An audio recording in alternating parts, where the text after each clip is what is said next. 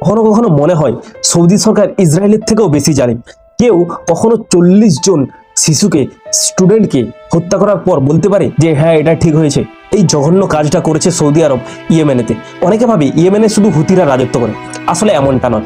ইয়েমেনে এমন একটা জায়গা যেখানে সৌদি আরবের প্রক্সি, ইউএইর প্রক্সি আর ইরানের প্রক্সি, এই তিনটা ফোর্স ইয়েমেনের বিভিন্ন অংশ কন্ট্রোল করে। ইরানের সমর্থিত হুতিরা ইয়েমেনের পূর্ব দিকের অংশ কন্ট্রোল করে। সৌদি আরবের বর্ডার থেকে কিছুটা দূরে দাইয়ান বলে একটা শহর আছে। হুতির নেতৃত্বে একটি সামার ক্যাম্প আয়োজন করা হয়েছিল স্কুল শিশুদের জন্য। তারা যখন এই ক্যাম্প থেকে ফিরছিল বাসে করে, তখন সৌদি আরব ডাইরেক্টলি এই স্কুলের বাসে অ্যাটাক করে। প্রায় 51 জন নিহত হয় এবং 40 জন শিশু মারা যায়। তুমি সৌদি অফিসিয়ালরা বলে এটা ঠিকই হয়েছে, এটা বৈধ আক্রমণ। পরে যখন ইন্টারন্যাশনাল প্রেসার পড়ে, তারা তখন এই স্ট্যান্ড থেকে সরে আসে।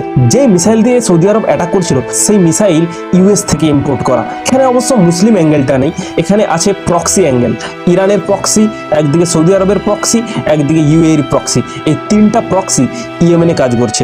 রিলিজিয়াস অ্যাঙ্গেল না থাকলেও, জিওপলিটিক্যাল ইন্টারেস্ট থাকলেও বা সেক্টেরিয়ান ইন্টারেস্ট থাকলেও, শিশুদের হত্যা করার পর কেউ কিভাবে এত ইররেসপন্সিবল হতে পারে যে সেই আক্রমণকেও বৈধ হিসাবে বলতে পারে? এরকম ইনফরমেশন পেতে চ্যানেলটাকে সাবস্ক্রাইব করে নিন।